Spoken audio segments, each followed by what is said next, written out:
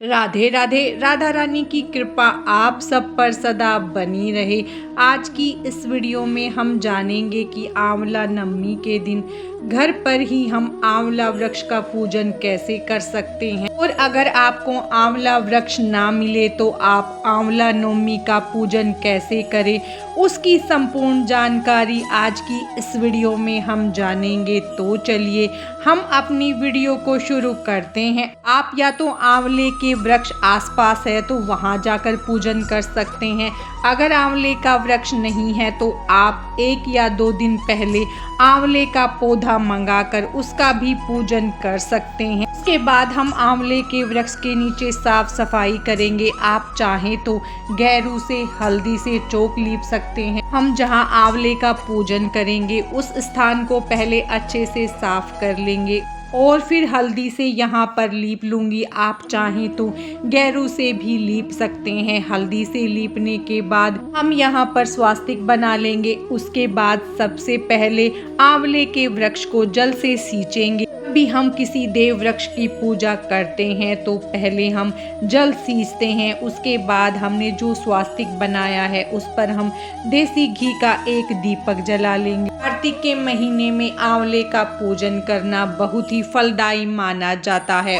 आंवले के वृक्ष में भगवान विष्णु का वास माना जाता है। अगर आंवला नवमी के दिन आपने व्रत नहीं किया है तो भी आप आंवले के वृक्ष का पूजन जरूर करें।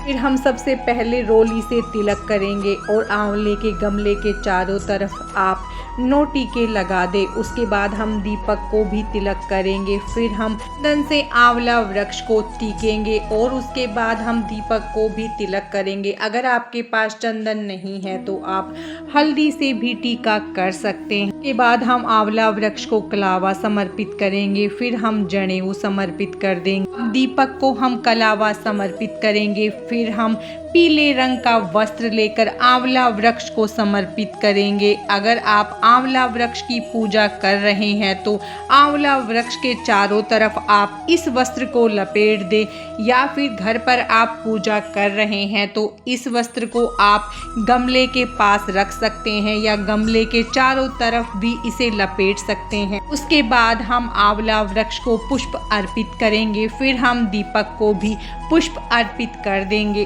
हम आंवले का फल समर्पित करेंगे। आप आंवला वृक्ष का पूजन करें तब भी आप आंवले का फल जरूर समर्पित करें। आंवला नवमी के दिन आप जब सुबह स्नान करते हैं तो अपने नहाने के जल में भी आंवला जरूर डालें, और आप पूजा करें तो भी आंवले को पूजा में रखें। और आप दान कर रहे हैं तो भी आप आंवले का दान करें, और नवमी के दिन आप आंवले का जरूर सेवन करें। आंवला नवमी के दिन आप किसी भी रूप में आंवले का प्रयोग जरूर करें।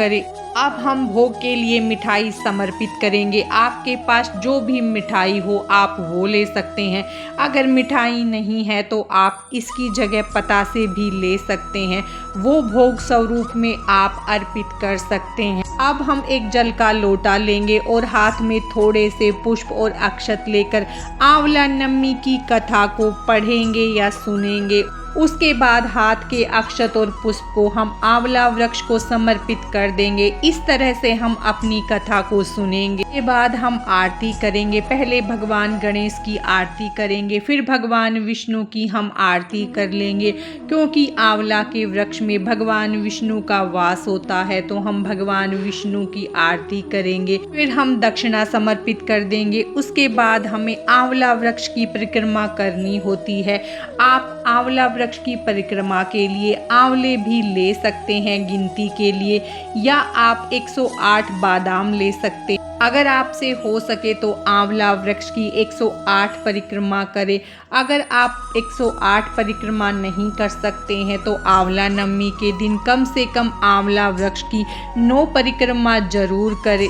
फिर हम परिक्रमा करेंगे तो परिक्रमा करते हुए आप ओम नमो भगवते वासुदेवाय मंत्र का जप करते जाएं और अपनी आंवला वृक्ष की 9 या 108 परिक्रमा लगाए। गिनने के लिए आप या तो आंवला ले सकते हैं या बादाम ले सकते हैं या कोई और चीज़ भी लेकर परिक्रमा गिन सकते हैं। इस तरह से हम आंवला वृक्ष की परिक्रमा करेंगे और उसके बाद हम हाथ जोड़कर पूजा में हुई गलतियों के लिए क्षमा याचना करेंगे और फिर हम भगवान से प्रार्थना करेंगे कि वो अपनी कृपा हम पर बनाए रखे। इस तरह से हम घर पर ही आसानी से आंवला वृक्ष का पूजन करेंगे। अब हमने आंवला वृक्ष के पूजन में जो जो सामग्री अर्पित की है उसका क्या करना है उस बारे में जान लेते हैं। अब पूजा के बाद जो हमने आंवले चढ़ाए हैं वो आप किसी को भी दान कर सकते हैं। इसके साथ ही जो दक्षिणा और पीले रंग का कपड़ा हमने चढ़ाया है वह भी हमें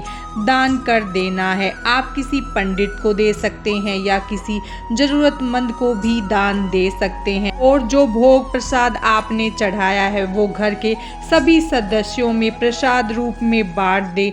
जो जल है वो आंवले के वृक्ष में ही सींच दें। इस तरह से घर पर ही बहुत सरल तरीके से हम आंवला नवमी का पूजन कर सकते हैं। आंवला नवमी के दिन अगर आपके घर के आसपास आंवले का वृक्ष है तो आप वहां जाकर पूजन कर सकते हैं या फिर आप नर्सरी से आंवले का पौधा मंगवाकर उसका भी आंवला नवमी के दिन पूजन कर सकते हैं।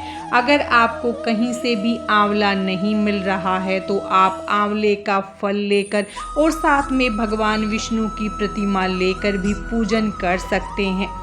हमें आंवले का प्रयोग जरूर करना है और आंवला नवमी के दिन आंवले के वृक्ष के नीचे खाना पकाना और खाना खाना, किसी को खाना खिलाना बहुत ही ज़्यादा शुभ माना जाता है।